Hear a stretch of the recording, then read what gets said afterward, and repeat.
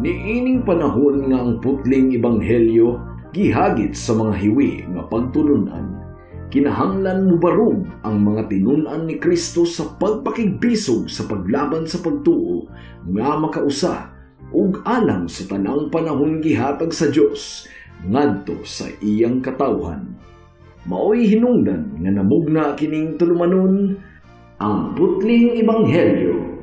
30 minutos nga pagsabwag sa tinuod nga ebanghelyo kauban ni Pastor Jeremias Hangad. Ang putling ebanghelyo tulumanon nga gihatod kaninyo sa Unidos Community Bible Fellowship sa Unidos Plaridel, Misamis Occidental. Ang putling ebanghelyo, ang putling ebanghelyo, ang putling ebanghelyo.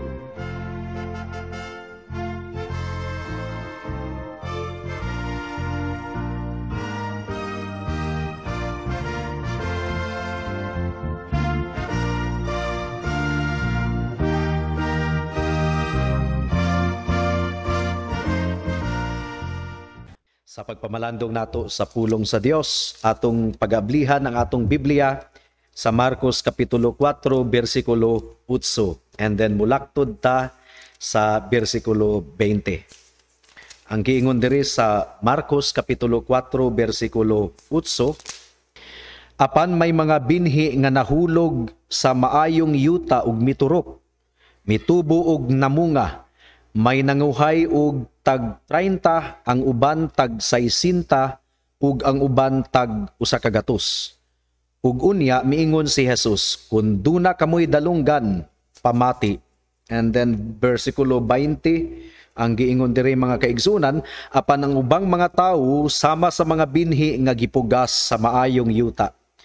Makadungog sila sa mensahe, mudawat sila og mamunga. Ang uban 30 ka buok, ang uban 60 ka buok, ug ang uban 100 ka buok. May the Lord bless the reading and meditation of His Word this afternoon. Sulod sa 4 ka semana or 5 ka semana atong gi-examine mga kaigsunan ang sumbingay sa atong Ginoong Hesukristo mahitungod sa magpupugas, and sometimes gitawag kinig sumbingay mahitungod sa 4 ka matang sa yuta. Ug atong gi-point out ni adtong miaging mga semana ang importansya ug kinaiyahan sa mga sumbingay sa atong Ginoong Hesukristo. Ang sumbingay mga kaigsunan aduna kanay usa ka sentro nga leksyon nga gitudlo nga ri kanato. Ug ang pinaka-sentro nga leksyon sa sumbingay sa magpupugas mao kini ang kahibulungang pulong sa Dios nga mamunga gayod sa kasing-kasing nga tambok ug tabunok, kasing-kasing nga giandam sa Dios pinaagi sa gahom sa balaang espiritu. Apan sa tanang sumbingay sa atong Ginoong Hesukristo, kining sumbingay sa magpupugas, pinasahi kini gumikan kay ang 4 ka matang sa yuta, sumbingay usab in its own right.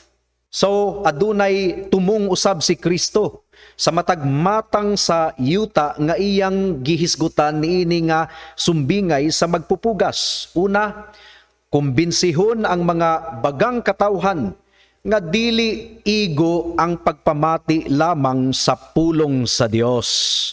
Tungod kay daghang namati sa pulong sa Dios, apan wala maluwas. Ikaduha, ipakita sa mga katawhan nga jutay lamang gayod ang tinuod nga mga naminaw sa pulong sa Dios. Adunay 3 ka matang sa yuta nga dili maayo. Wala katubo ang binhi nga napugas ni adto.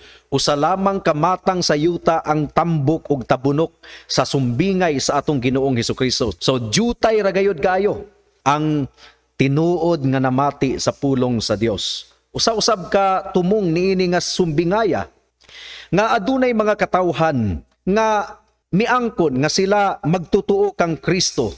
Taas ang higayon nga sila miangkon.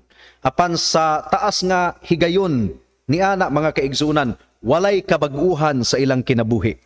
Adunay mga tawo nga bato ang kasing-kasing, miturok kunuhay ug dali ang pulong sa Dios.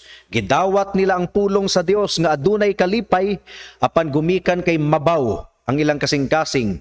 Batuhon, walay yuta, pagsidlak sa adlaw, pagsaka sa adlaw mga kaigsuunan, nalawos dayon ang maong tanom. Ug ang usa-usab ka tumong sa sumbingay nga gihatag sa atong Ginoong Hesukristo nga ang tambok nga yuta wala kini nagagikan kanato. Ang yuta nga tabunok aduna kini pagdaro nga gibuhat sa mag-uuma, giandam kini sa mag-uuma, gidugmok ang yuta, gipino ang yuta, gibutangan og abuno, giandam kini alang sa binhi. Mao nga pagpugas sa binhi ni ana nga yuta mitubo gayod. Ang balaang espiritu mao ang nag-andam sa yuta sa mga katawhan aron sa pagpamati nila sa pulong sa Dios mamunga kini. So far niadtong miaging mga semana atong gitun-an ang tulo ka matang sa yuta nga dili maayo. Una ang yuta nga bantok. Nag-describe kini sa mga katawhan nga gahi kaayo ang kasing-kasing nga bisan pa og giwalihan sila sa ebanghelyo sa daghan nga higayon. Gumikan kay bantok ang ilang kasing-kasing, gisakmit dayon kini sa yawa ug ang pulong sa ebanghelyo walay epekto ngadto kanila. Ikaduha atong gitun-an ang kasing-kasing nga batuhon. Paspas kunuhay kayo miturok ang yuta. Apan wala kini mipadayon gumikan kay mabaw kaayo ang yuta ug wala makagamot ang maong binhi. Ug mo kini ang nagasimbolo sa mga namati nga excited ra kaayo, impulsive ra kaayo sa nga tanan. Walay lawom nga pagdulot sa liso gumikan kay mabaw ang yuta. Inigabot sa mga problema sa kinabuhi, mga inconveniences gumikan sa ebanghelyo, mga paglutos, musurrender dayon sila og mutalikod ug mubiya sa atong Ginoong Hesukristo. Ang tinuod nga nakabig ni Kristo mga kaigsuunan, aduna gayoy bunga nga makita. Padayon siya nga nangalagad sa atong buhi nga Dios, taliwala sa mga kalisod ug mga paghagit ug mga paglutos. Ang tinuod nga Kristohanon magapadayon gayon. Ug ato usab nga natun-an ni atong miaging semana ang kasing-kasing nga tunukon. Kini nga mga matang sa mga tigpaminaw sa pulong sa Ginoo mas maayo kaysa sa katong unang duha, katong batuhon nga kasing-kasing ug bantok nga kasing-kasing. Ngano? Gumikan kay wala man gisakmit dayon ni Satanas ang ebanghelyo nga natanom sa ilang kasing-kasing. Apan wala kini katubo, murag lawom pod ang naturukan sa maong liso. Apan wala kini katubo, gumikan kay natuok ang ilang kasing-kasing sa mga butang niining kalibutana, sa mga bahandi niining kalibutana, sa mga kahidlaw nila alang sa mga kahilayan niining kalibutana.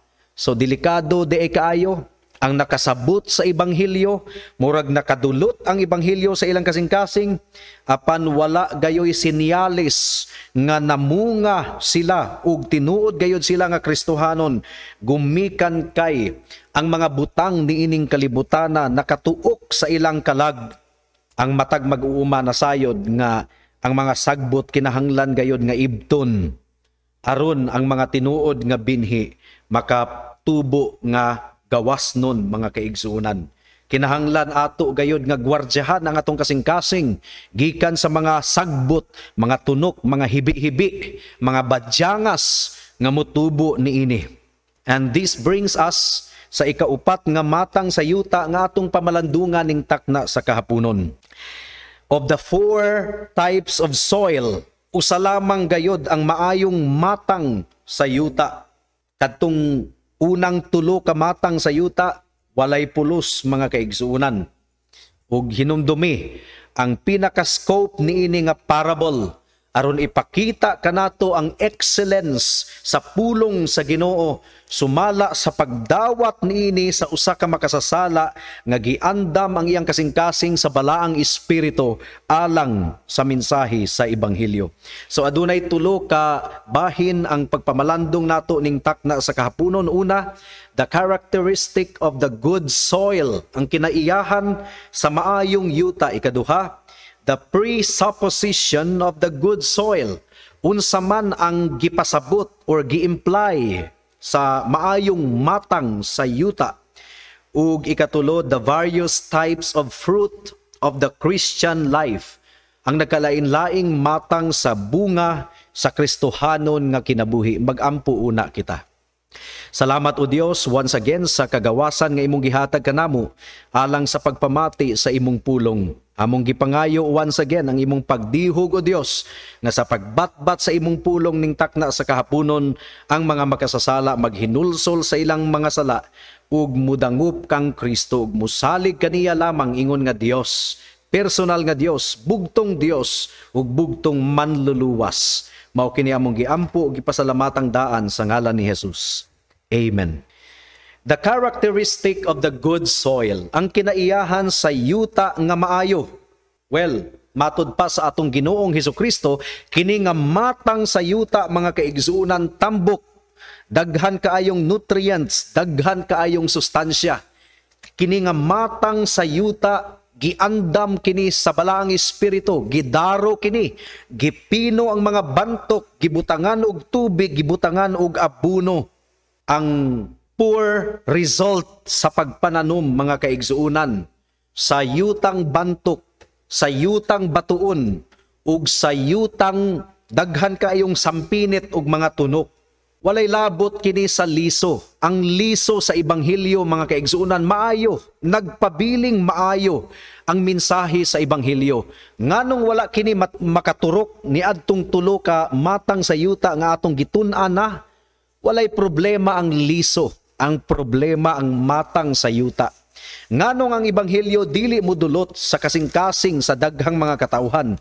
Dili kini problema sa liso sa ebanghelyo. Ang problema anaa sa kasing-kasing sa mga katawhan nga gitamnan sa liso sa ebanghelyo. In fact, sa ebanghelyo sumala ni Mateo, gidescribe ang binhi sa pulong sa Dios ingon nga maayong binhi. And it represents the Word of God. Kini nga binhi mga kaigsuunan sa pulong sa Dios, gamhanan kaayo.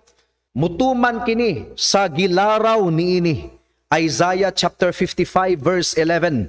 Ang giingon dinhi. Isaiah chapter 55 verse 11. Ang akong mga pulong usab dili mubalik kanako nga kawang lamang.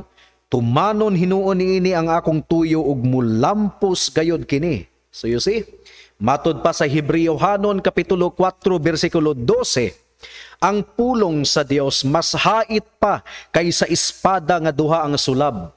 So walay problema sa pulong sa Dios.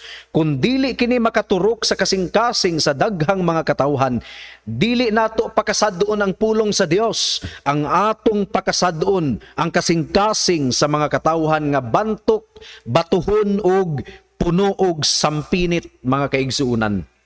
Matud pa sa Roma kapitulo 10 bersikulo 17, faith comes by hearing or from hearing, and hearing by the word of Christ. Adunay tulo ka kinaiyahan sa maayong matang sa yuta. Adunay tulo ka larawan or description. Una, namati siya sa pulong sa Dios.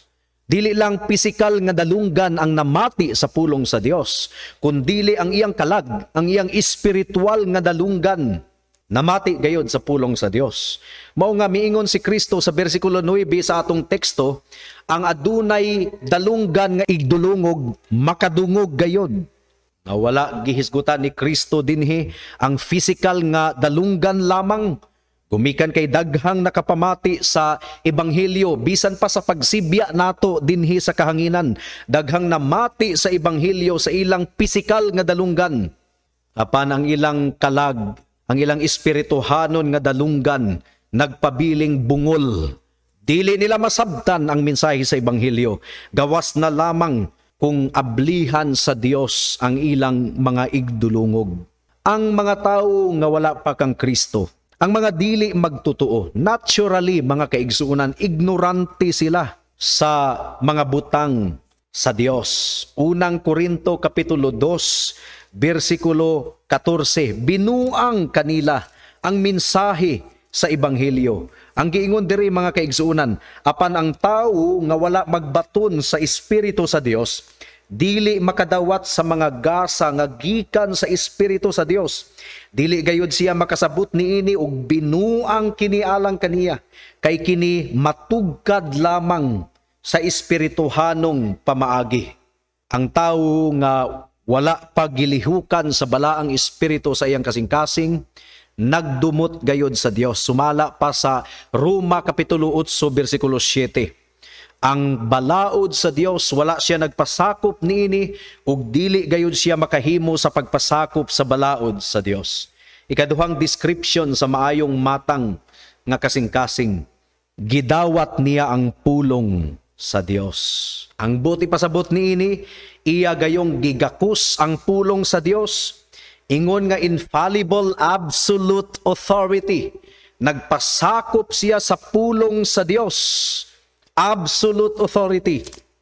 Kung magkabangi ang pulong sa Dios ug ang tradisyon ug ang uban pa nga autoridad niining kalibutana sama sa atong mga ginikanan, ang pilion niining tawhana ang autoridad sa pulong sa Dios. Gumikan kay ang pulong sa Dios mao ang absolute authority. Unang Tesalonica Kapitulo 2, versikulo 13. Ang giingon diri, ug gipasalamatan usab namo kanunay ang Dios kaysa dihang giwali namo kaninyo ang iyang mensahe, na mati kamo o gidawat kini ninyo dili ingon nga iya sa tawo, kundili iya gayod sa Dios, kay ang Dios naglihok diha kaninyong mga magtutuo. Ug ang pagdakos sa pulong sa Ginoo gidescribe kini ni Pablo, ingon nga holding fast, kining mikapyot gayud og duro sa pulong sa Dios. Unang Tesalonica chapter 5 verse 21, ang giingon diri, sutaan ninyo ang tanan, ampingi ang maayo, kaning giampingan gayud ang pulong sa Dios. Ug nakita nato sa Acts chapter 16 verse 14 nga si Lydia, wala unta niya nasabti ang pulong sa Dios, apan giablihan sa Dios ang kasing-kasing ni Lydia. Buhat Kapitulo 16, versikulo 14, ang giingon diri mga kaigsuunan, usa ni adtong namati kanamo mao si Lydia nga taga Tiatira, nga namaligyag panapton nga dagtum pula. Mahadlukon siya sa Dios, ug ang Ginoo nag-abli sa iyang kasing-kasing aron sa pagdawat sa mensahe ni Pablo. Mausab kini ang among giyangungo sa matag adlawng Miyerkules sa pagsibya nato sa pulong sa Dios dinhi sa kahanginan, nga ablihan sa Dios ang kasing-kasing sa mga katawhan. Kita nato nga giandam sa Dios ang kasing-kasing sa tawo aron iyang dawaton ang pulong sa Dios. Naturally, ang kasing-kasing sa tawo bantok mga kaigsuunan. Naturally, ang tanang tawo nga gipakatawo ni ining kalibutana, bantok ang kasing-kasing. Kung adunay kasing-kasing nga nahimong humok ug madinawaton sa pulong sa Dios, obviously kana nga kasing-kasing giandam sa atong buhi nga Dios. Independent ang pagpanglihok sa Dios sa kasing-kasing sa mga tawo. Sa theology gitawag kini og monergism. Wala kitay kontribusyon sa kapag-uhan sa atong kasing-kasing. Wala kitay gahom nga mibag-o sa atong kasing-kasing. Kung nabag-o ang atong kasing-kasing, that is exclusively the work of the Holy Spirit. Mao nga dalaygon gayud kaayo ang atong buhi nga Dios. Sa mga tawo nga dugay rang nakabati sa pulong sa Dios, apan hangtod karon wala gayud madutli sa pulong sa Dios. Banto kaayo ang kasing-kasing, ang atong mga pag-ampo ug ang atong paglaom nga ang Dios mupahumok sa kasing-kasing ni anang tawhana. Kung ang kasing-kasing sa tao mahimong humok, tandugon siya sa balaang espiritu sa iyang mga sala, maghinulsol siya sa iyang mga sala, ug mudangup siya sa atong Ginoong Hesukristo. Dili kita makapahumok sa atong kasing-kasing, bisan pag-unsaon natong pagpaningkamot nga magbinuutan kita. Ang atong pagkabuutan, hugawng panaptong dinugan lamang atubangan sa Dios. Isaias Kapitulo 64, versikulo 6. Busa kung mabag-o man ang kasing-kasing sa tao mahumok, ato kining pangayoon sa balaang espiritu. Well, ikaduha nga punto sa atong pagpamalandong ning takna sa kahaponon, the presupposition of the good soil. Nganong ang usa ka yuta mahimong tambok og tabunok? Natambok ra ba na siya og iyaha mga kaigsuunan? Walay yuta niining kalibutan nga naturally good. Kinahanglang daruhon ang tanang yuta aron kini mahimong andam sa pagpugas. Sa susamang paagi, walay kasing-kasing niining kalibutana nga naturally good. Kinahanglang andamon kini sa Dios aron sa pagsabwag sa pulong sa Dios. Mahimo kining mabungahon mga kaigsuunan. Roma Kapitulo 3, versikulo 10 hangtod sa 12. Walay kasing-kasing sa tawo nga naturally good ang giingon diri. Kay ang kasulatan nag-ingon, wala gayoy tawo nga matarong, walay nakasabot o nangita sa Dios. Ang tanan namiya gikan sa Dios, ug nahimo silang dautan, walay bisan usang nagbuhat og maayo, wala bisag usa, walay matarong, wala bisag usa. Walay tawo nga adunay katakos nga himuong matarong ang iyang kinabuhi. There is no natural goodness in man, mga kaigsuunan. Bisan pagbatang gamay, dili na sapayan, tudluan sa pagpangaway, palaaway na gayud ka ng bataa. Dili na siya sapayan, tudluan nga musupak sa ginikanan, supakiro na gayud ka na, mo nga kinahanglang disiplinahon ang tanang mga bata. Walay tawo nga naturally maayo ang matang sa iyang kasing-kasing, no. Gikinahanglan siya og bag-ong kapanganakan sa Tagalog, bag-ong pagpanganak. Kinahanglang matawo siya pag-usab. Kinahanglan siyang mabag-o sa iyang kasing-kasing. Ug ang Dios lamang ang makahatag og kabag-uhan sa iyang kasing-kasing, sama sa gibuhat niya kang Lydia, nga giablihan sa Dios ang kasing-kasing ni Lydia, mga kaigsuunan. Ikatulo nga punto sa atong pagpamalandong ning takna sa kahaponon. Ang nagkalain-laing matang sa bunga nga ibunga sa tinuod nga mga Kristohanon. Walay exempted. Lain-lain ang matang sa bunga, pero ang tanang mga Kristohanon mamunga gayud. Every Christian bears fruit. Ang usa ka tawo nga dili mamunga, dili kana tinuod nga Kristohanon. Ang giingon ni Kristo, mailhan ninyo ang punuan pinaagi sa iyang bunga. Ug kun ang bunga maayo, ang buti pasabot ang punuan maayo. Although every Christian bears fruit, given na kana mga kaigsuunan nga ang tanang Kristohanon mamunga gayod, nagkalain-lain ang bunga. Matod pa sa sumbingay sa atong Ginoong Hesukristo, adunay namunga og 30 kabuok. Adunay namunga og 60 kabuok, adunay namunga og 100 kabuok. Ang kaluwasan, ang Dios lamang ang nagluwas kanato. Ang Dios ang nagbag-o sa atong kasing-kasing.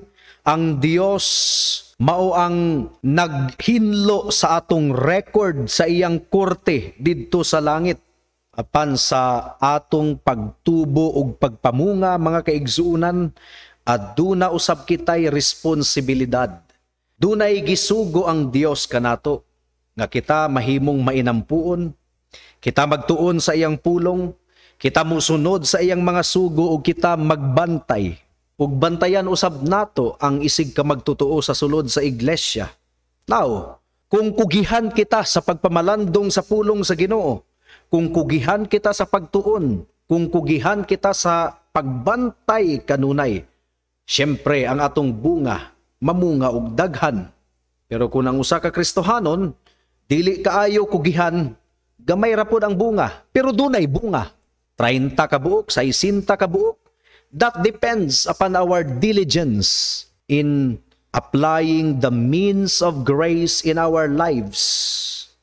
Bisan pa ni ana mga kaigsunan, ang tanang Kristohanon mamunga gayod.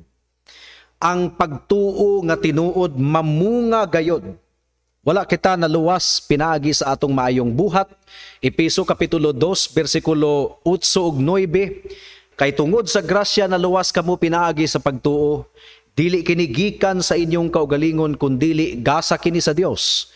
Dili kini resulta sa inyong maayong buhat aron walay bisag usa nga makapanghinambog. So ang kaluwasan dili pinaagi sa maayong buhat. Klaro kaayo kana sa Biblia. Apan ang tinuod nga luwas, mamunga og buhat nga maayo. So dili faith plus works equals salvation. No. Faith alone in Christ alone equals salvation. Ug kana nga kaluwasan mamunga. Mamunga kana nga kaluwasan. Adunay alimyon sa maayong buhat. Adunay alimyon sa pagkabalaan. Ang tinuod nga tanglad, kung imo kanang pugon mga kaigsuunan, kung imo kanang pisaton, muhumot gayod ang kahumot ni ana. Gumikan kay tinuod siya nga tanglad.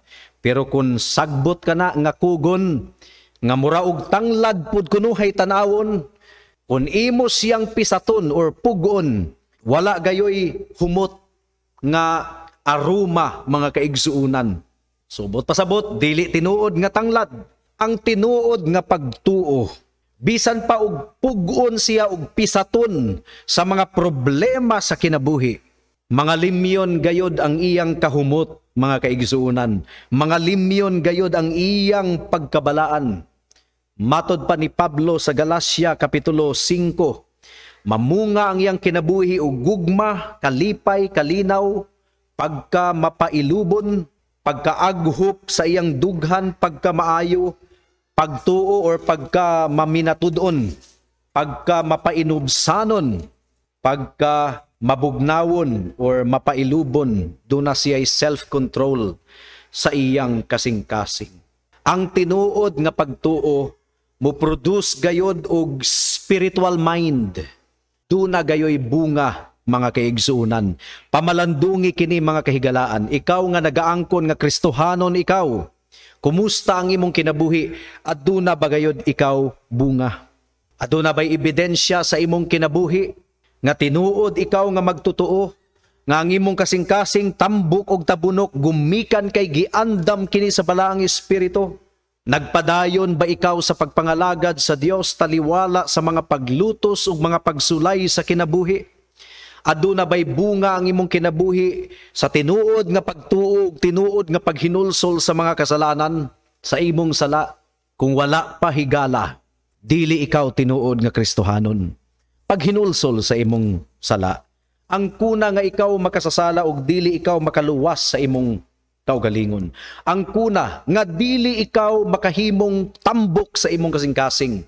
Kung pasagdahan ikaw sa Ginoo, ang imong kasing-kasing magpabiling bantok, magpabiling batuhon, magpabiling tunukon.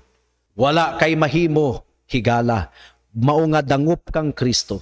Ang kuna atubangan sa Dios nga ang imong kasing-kasing gahi ug pangayua sa Dios nga pahumukon niya kini. Aron sa pagsabwag sa ebanghelyo sa imong kasing-kasing, mamunga kini og tinuod nga pagtuo ug paghinulsol sa kasalanan ug pagsunod sa atong Ginoong Hesukristo. Pagpakiluoy sa atong buhi nga Dios ning takna sa kahaponon higala. Dili kaniya balibaran, dili kaniya abugon, kung muduol ikaw kaniya ning takna sa kahaponon. Magampo kitang tanan. Salamat o Dios, gumikan kay dili ka mopakyas sa imong saad o Jesus. Nagsaad ikaw nga ang tanang muduol kanimo dili gayod nimo balibaran, dili nimo isalikway, dili nimo abugon, dili ikaw mopakyas sa imong saad o Dios. Busa ang makasasala nga gitandog karon sa balaang espiritu sa iyang kasing-kasing. Hinaot nga mudangup kang Kristo ug sa pagdangup niya kang Kristo, maangko niya ang grasya sa kaluwasan nga imong igahatag kaniya nga libre o Dios, walay bayad. Mao kini among giampo ug gipasalamatang daan sa ngalan ni Jesus. Amen. Alang sa dugang nga mga pangutana, mahimong mo text kang Pastor Jeremias hangad sa 0935-744-3030.